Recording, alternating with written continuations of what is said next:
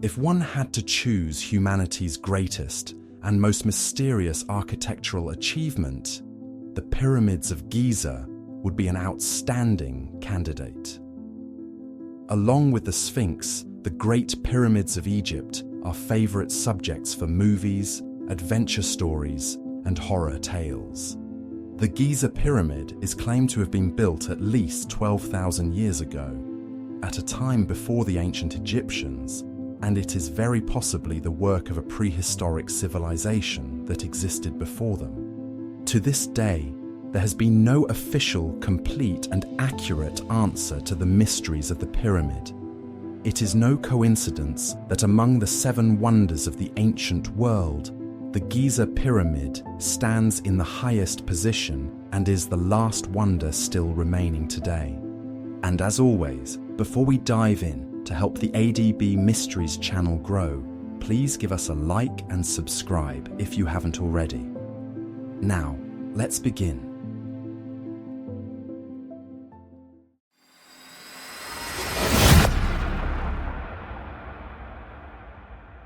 The loopholes. According to conventional understanding, the ancient Egyptians built the pyramids at Giza around 2500 BC. But this thesis reveals several loopholes.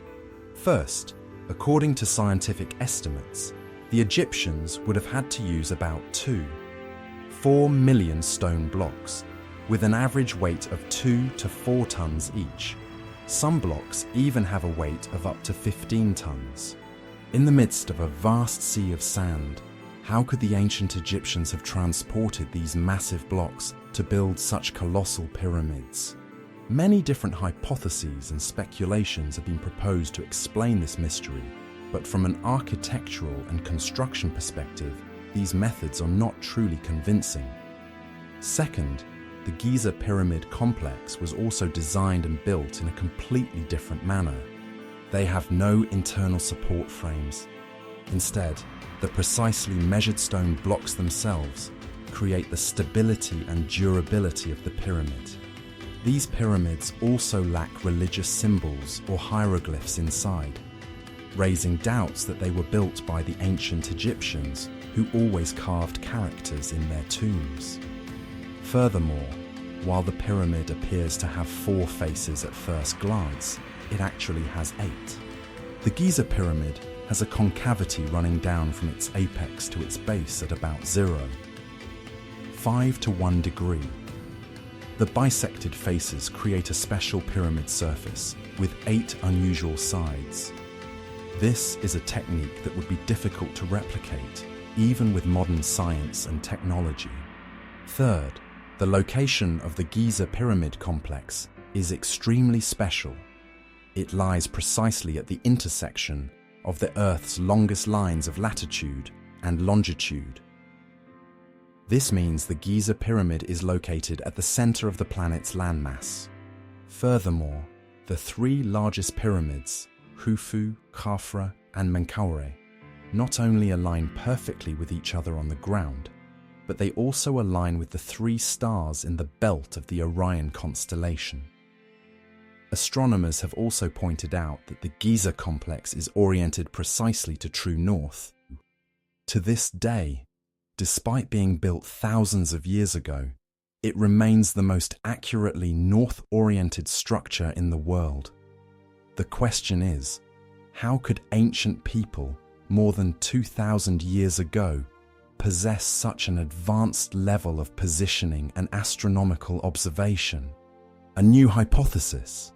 To explain the unusual characteristics mentioned above, historians Jerry Cannon and Malcolm Hutton have proposed a different view on the age of the Giza pyramids, along with evidence to support their hypothesis.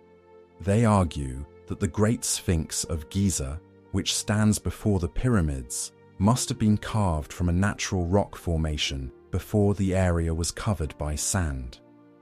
In an interview with Express UK, Mr. Cannon said, "The Sphinx must have been carved when there was no sand there.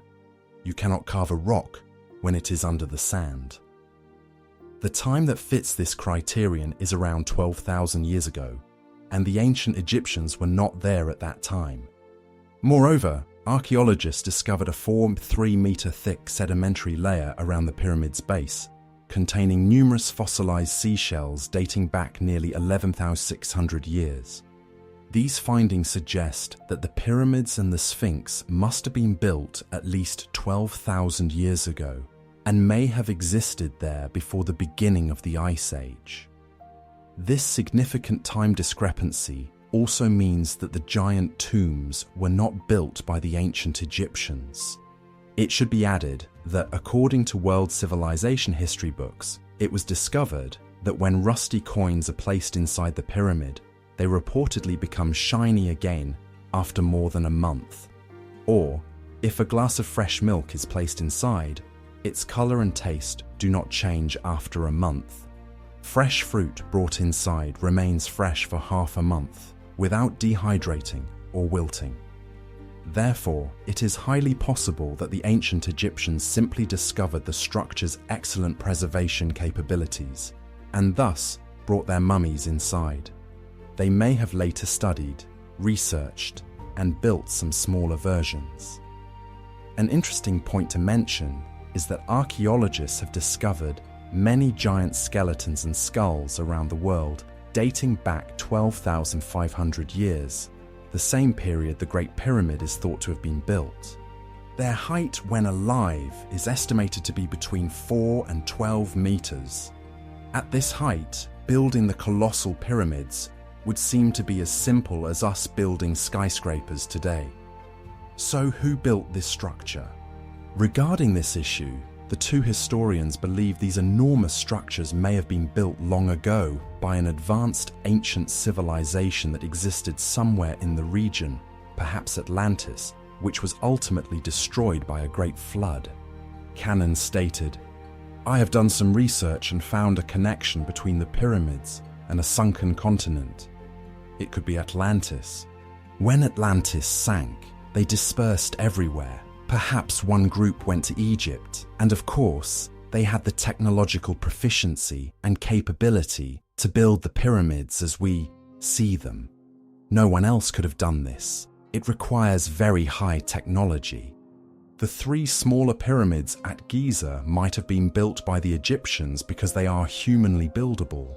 However, to suggest the largest pyramid with 2,250,000 stone blocks, some weighing up to 250 tons, was built by the Egyptians is completely unreasonable. We couldn't even move them with all the equipment we have today. Therefore, the civilization we are talking about was even more advanced than we are today. The existence of prehistoric civilizations. The existence of other advanced civilizations before our current one is not limited to mere hypothesis. Archaeologists have discovered many strange relics and artifacts that support this argument. For instance, in June 1968, the collector William J. Meister in Antelope Spring, Utah, USA, found a 5-centimeter thick rock slab bearing the fossil of a human shoe print, along with another very special mark, the fossil of a crushed trilobite. This baffled scientists because the trilobite is a creature that went extinct at the end of the Permian period about 250 million years ago. How could a human step on a creature that disappeared hundreds of millions of years ago? And notably, the person was wearing shoes, a clear sign of civilization. A fossil of a shoe print hundreds of millions of years old. How could any of this be true? According to common knowledge, Galileo Galilei invented the telescope in 1609 in Italy. Yet, a 30,000-year-old stone found in Peru is carved with a figure in modern-looking attire, holding a telescope and observing constellations, planets, and comets. Some stones even depict scenes like blood transfusions, organ transplants, and C-sections. According to the theory of evolution, this is truly inexplicable. For another impressive example, in 1972, a French factory imported uranium ore from Oklo in the African Republic of Gabon. To their surprise, engineers discovered the uranium had already been used and went to investigate the site. The results revealed that the ore mine was a large-scale nuclear reactor that existed 8 billion years ago and was operational for nearly 500,000 years. The reactor's structure was modern and its layout so rational that modern humans cannot yet replicate it. And there are many other hard-to-explain ancient relics scattered all over the world. Many courageous scientists have acknowledged that different prehistoric civilizations existed and vanished multiple times throughout history. Ultimately, the truth about our origins seems to be completely different from the conventional explanations in textbooks. That we are the only modern, civilized species ever on this planet, having evolved from apes. Only those who dare to overcome biased, singular perceptions and rationally consider new discoveries and archaeological achievements can perceive the real truth. Born in Egypt around 1341 BC with the name Tutankhamun, meaning living image of Aten. This king ruled Egypt as pharaoh under the name Tutankhamun for only 10 years, until his death around 1324 BC at the age of 19. In the scientific community in general, and archaeology in particular, the figure of King Tutankhamun is a prime unsolved enigma. So who was Tutankhamun? The mysteries of his life until his death were buried for thousands of years and are still being brought to light. Research has verified that King Tutankhamun was the grandson of the great pharaoh Amenhotep III, and almost certainly the son of Akhenaten, also known as Amenhotep IV. A controversial figure in the history of the 18th dynasty of Egypt's New Kingdom, 1550 to 1295 BC. His mother is believed to have been one of Akhenaten's sisters. At the time of his birth, ancient Egypt was undergoing great social and political turmoil. Tutankhamun's father had prohibited the worship of multiple gods and endorsed only the worship of a single deity, Aten. For this reason, he was called the heretic king, and the populace was forced to venerate Aten. The sudden religious conversion threw society into chaos. The capital was moved from Thebes to Amarna, and Akhenaten poured all his energy into the religious transition, neglecting internal and external affairs. From the power struggle that erupted between the old and the new, Akhenaten became more tyrannical, and his regime grew increasingly corrupt. After a 17-year reign, he died. Some scholars suggest he was forced to abdicate and died shortly thereafter. Tutankhamun, then only 9 years old, inherited his father's throne. That same year, he married Ankhesenamun, his half-sister and the daughter of Akhenaten and Queen Nefertiti. Records show the young couple had 2 daughters, but both tragically died in the womb. Because he ascended to power at such a young age, his reign was controlled in the early years by an elder named A, who held the title of vizier, prime minister. A was supported by Horemheb, Egypt's top military commander at the time. Both men reversed Akhenaten's edicts worshipping Aten to restore the traditional polytheistic faith. King Tutankhamun ordered the royal court to move back to Thebes while seeking to restore the old order.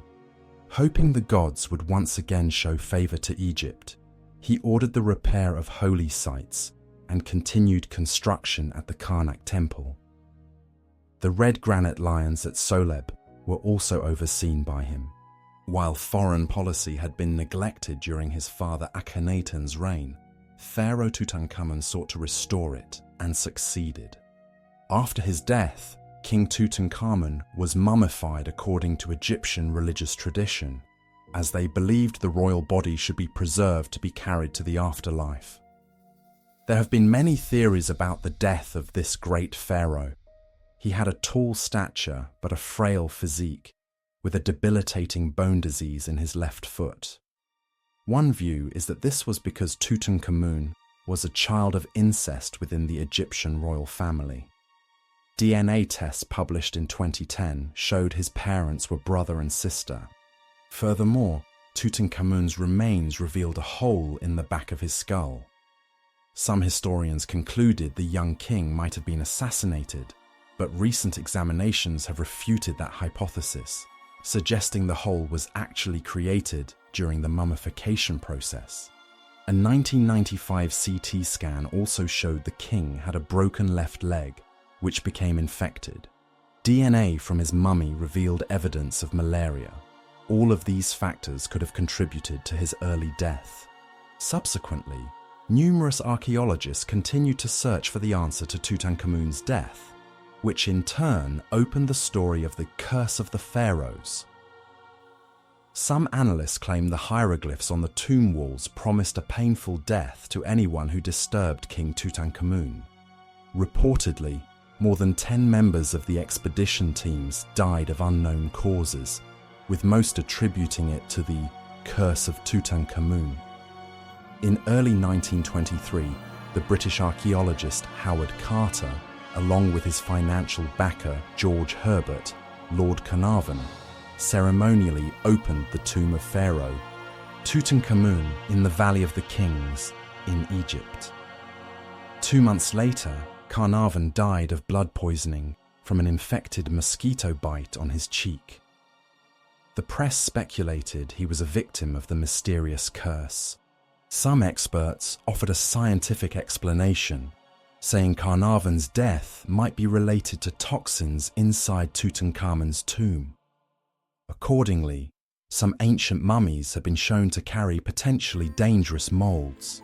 Furthermore, the tomb walls could have been covered in bacteria that can attack the respiratory system. However, experts dismiss this hypothesis. They argued that Carnarvon had been suffering from a chronic illness before he ever set foot near Tutankhamun's tomb. Decades later, the unusual deaths of the 10 members of the expedition team remain an enigma. Additionally, the British Medical Journal conducted a study in 2002 that noted something strange. The curse supposedly did not affect native Egyptians. This too has not been clearly proven. During his excavation, Howard Carter also discovered 2 daggers carefully wrapped within Tutankhamun's mummy bandages. One dagger had a golden blade, while the other had an iron blade. Each dagger had a golden sheath. Of the 2, the iron dagger is by far the more valuable, because during Tutankhamun's lifetime, iron was a precious and rare metal. True to its Egyptian name, iron from the sky, it was mostly derived from meteorites. Several other iron objects were also found in Tutankhamun's tomb, including 16 small blades, a small headrest, and an amulet. The small size of these metal objects suggests they were not made in Egypt. Experts affirm these items were created by local craftsmen. However, this second dagger blade is extremely special. It is a meticulously and exquisitely crafted product. Some believe it is an artifact from another land, not an Egyptian product. Royal historical documents also record that the dagger was a gift from a neighboring king, presented before Tutankhamun was born.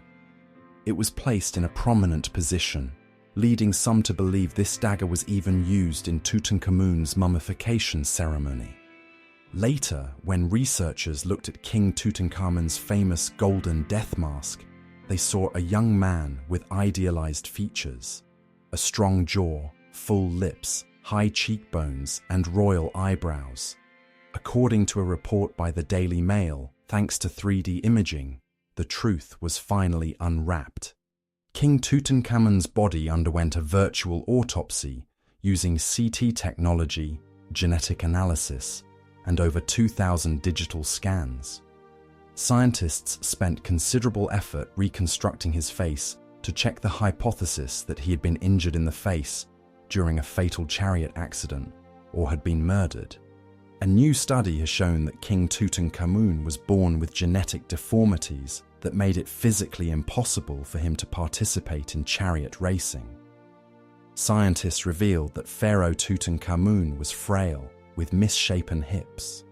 He also suffered from epilepsy, malaria, and had to walk with a cane due to a broken leg. King Tutankhamun could not possibly stand on a moving chariot. The reason is still believed to stem from the incestuous marriage of his parents. King Tutankhamun's tomb is located in the Valley of the Kings. It is believed that his early death required a hasty burial, so his body had to be placed in a small-scale tomb. It is very likely this tomb was built for a lower-ranking nobleman.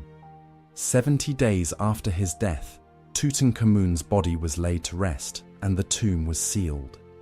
There are no known documents about Tutankhamun after that, so he remained virtually unknown for centuries. Even the tomb's location was lost. It remained sealed for over 3,200 years until 1922, when the British archaeologist Howard Carter discovered it. The tomb's vast stores of artifacts and treasures, intended to accompany the king to the afterlife, revealed a staggering amount about royal life in ancient Egypt. This quickly turned King Tutankhamun into the world's most famous pharaoh. Artifacts from Tutankhamun's tomb have toured the world in a blockbuster exhibition, including the Treasures of Tutankhamun World Tour from 1972 to 1979. Today, Tutankhamun's mummy is displayed within the tomb in the Valley of the Kings, in chamber KV62.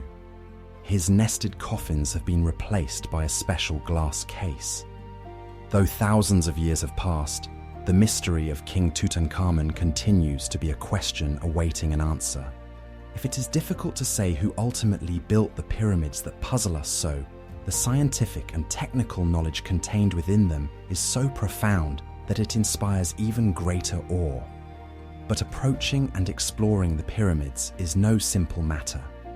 More than a few scientists, out of curiosity, along with those who coveted treasures or intended to rob graves, violated the silent prohibitions of the pharaohs, costing them their lives. The Egyptian pyramids are tombs that the ancient Egyptian kings built for themselves. The pyramid is considered one of the 7 wonders of the ancient world. Most of Egypt's large and small pyramids were built during the 3rd to the 6th dynasties. These magnificent and beautiful architectural works have endured over 4,000 years of change and turmoil. They are mainly distributed around the capital region of Cairo in the Giza area on the west bank of the Nile River. To this day, they still stand majestically against the sky, attracting tourists from all 5 continents. The pyramids, through 4,000 long years of history, remain shrouded in a veil of mystery, full of mystical nuances. Among these, the curses inscribed on the tombs are what terrify people the most. Death shall come on swift wings to him who disturbs the peace of the king. These myth-like curses served as a warning to greedy descendants who coveted the priceless treasures within the tomb, intended to prevent grave robbing. Alas, strangely, for centuries, all who dared to enter the pharaoh's tomb, whether grave robbers, adventurers, or scientists and surveyors, eventually fulfilled the curse. If they did not die on the spot, they contracted a strange, incurable disease and died in pain and misery. In November 1922, the famous British archaeologist Howard Carter, after 6 to 7 years of searching, discovered and opened the tomb of Pharaoh Tutankhamun. This tomb is located in the Valley of the Kings. From it, he excavated over 5,000 artifacts, including jewels, jewelry, clothing, weapons, crafts, food, household utensils, and more. This success shocked the entire world. On February 18th of the following year, as the excavation was on the verge of new success, Lord Carnarvon, the man who had invested a great deal of money to help Carter, entered the tomb, suddenly fell gravely ill, and died. His sister wrote in her memoirs that before his death, he had a high fever and repeatedly cried out, "I have heard its breathing, I must go with it." In another incident not long after, a scientist on the excavation team who had pushed down a stone wall on the way into the tomb also died after, contracting a strange illness resembling a nervous disorder. Douglas Reed, the specialist who x-rayed the mummy, also soon became a sacrificial victim to the pharaoh's tomb. He grew weaker and weaker, and then died. Within 2 years of the tomb's opening, 22 people associated with the excavation had died mysteriously for unknown reasons. From then on, news of the pharaoh causing death spread far and wide.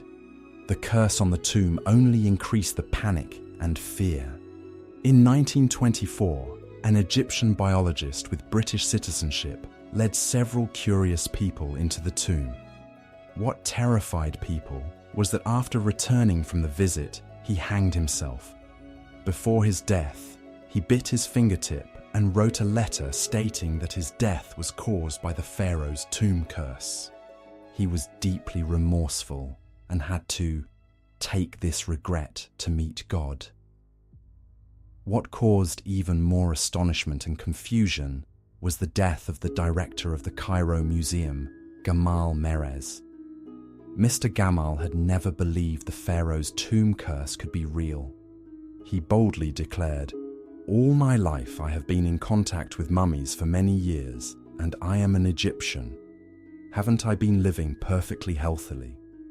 But less than 4 weeks after saying this, he suddenly fell ill and passed away, not yet 52 years old. It was even discovered that on the very day he died, he had been healthy, still supervising a team of workers packing a batch of precious artifacts. That batch of artifacts had been excavated and collected from the tomb of Pharaoh Tutankhamun. All of this added another layer of dark mystery to the legend of the pharaoh. The treasures in the tomb did not scare people away. On the contrary, many were curious and wanted to test it. Was this the intention of the pharaohs when they were alive? Only then did people begin to ask.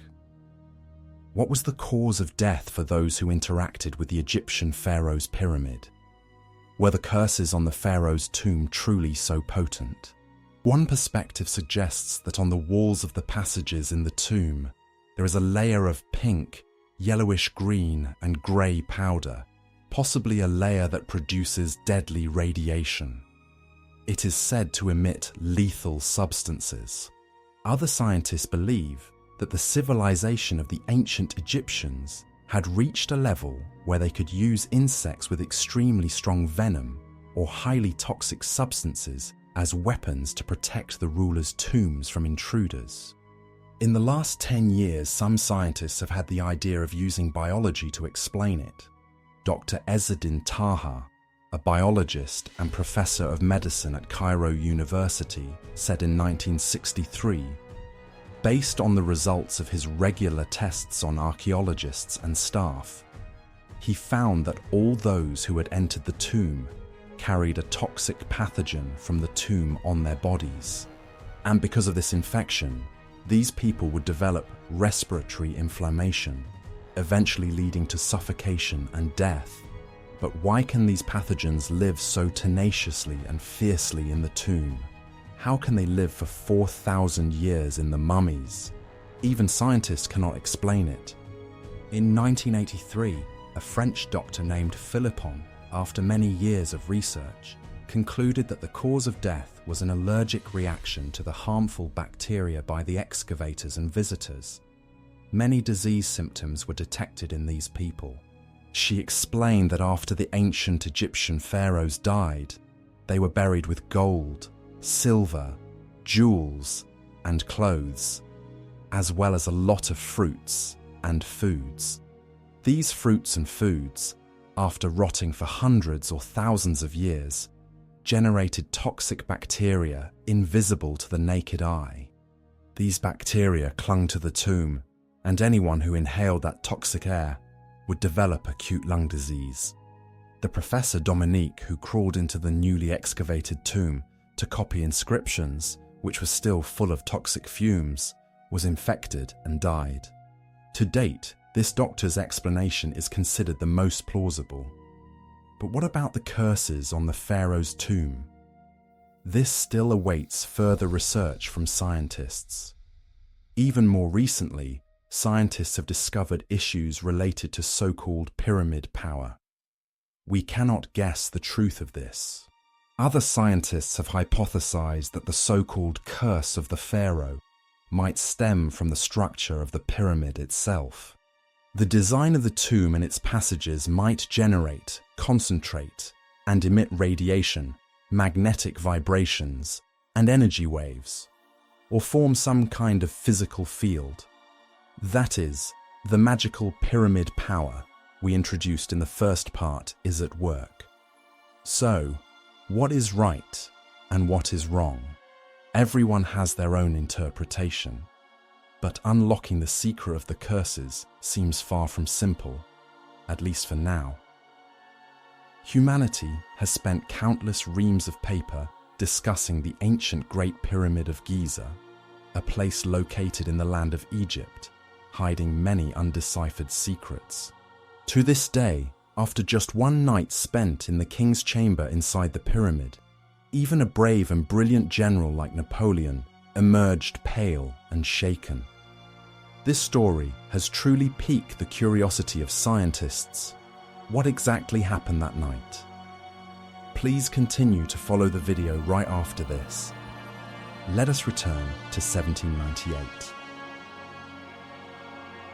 Napoleon led an expeditionary force to this mysterious country to expand his territory into East Africa. Like many others, he was fascinated by the secrets of the pharaohs in the pyramids, as well as the rich history of this country. Curious about the mysticism here, the great emperor had even previously established the Institute of Egypt with many researchers and scholars to combine military expedition with archaeological research. On this trip, Napoleon decided to conduct a study. He brought technicians, surveyors, astronomers, and archaeologists with him to explore the secrets of the pyramid, one of humanity's greatest works. The research teams proceeded to measure and survey the Giza pyramid under King Napoleon's orders and obtained several special publications. The most significant find was the Rosetta Stone, discovered in 1799. This was a monumental discovery that allowed archaeologists to decipher hieroglyphs, the writing of the ancient Egyptians, for the first time. Furthermore, upon arriving in Egypt, wanting to experience the mystical feeling in the areas inside the pyramid, Napoleon requested to be left alone overnight in the king's chamber, a place he had often heard stories about. But the next morning, when he walked out of that room, Emperor Napoleon's face was dark, looking extremely strange and frightened. Perhaps he had seen a truly terrifying sight inside the tomb. When his aide worriedly asked the emperor, Napoleon refused to comment on what had happened and said that from now on, no one was to mention it. Years later, as Napoleon was on his deathbed, a close friend asked him what he had experienced inside the king's chamber. At that moment, Napoleon intended to speak, but ultimately changed his mind. He simply shook his head and said, "No, what's the use? You would never believe me." And so, what Napoleon experienced inside the Great Pyramid remains a secret he took to his grave. Since then, there has been much speculation about Napoleon's strange encounter in Egypt. According to one unverified source, the emperor saw visions of his own destiny while in the king's chamber. An interesting thing is that Napoleon Bonaparte was not the only one to have mysterious experiences inside the pyramid. Later, in 1930, a British journalist named Paul Brunton spent a night in the king's chamber, similar to Napoleon. His account described his experience in his famous book, A Search in Secret Egypt. The king's chamber is made entirely of granite.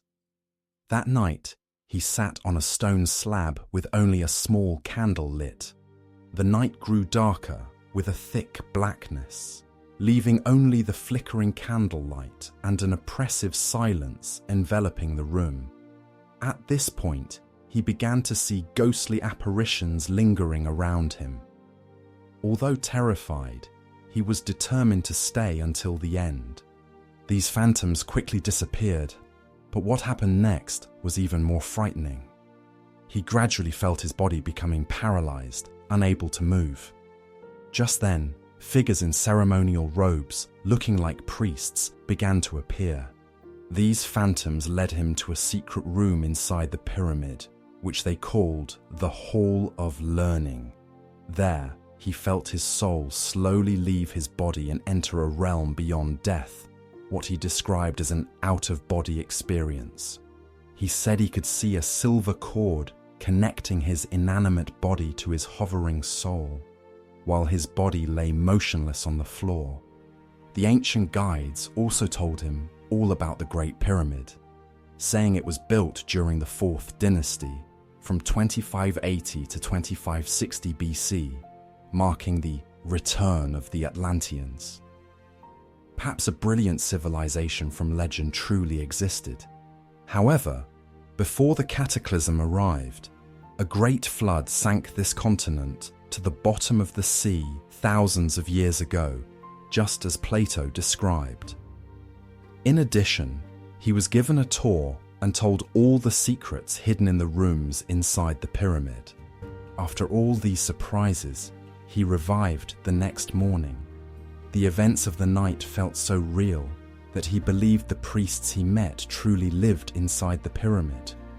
However, experts suggest these figures do not exist in flesh and blood, but as spirits.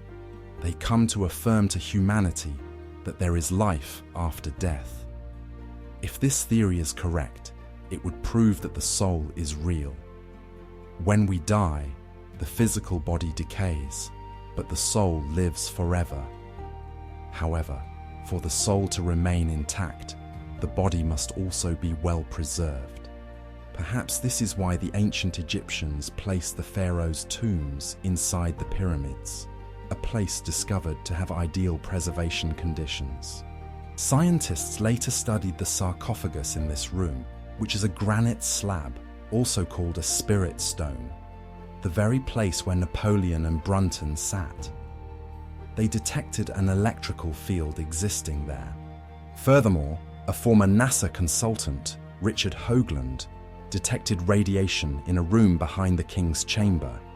This might offer a plausible explanation for the strange phenomena that occurred there.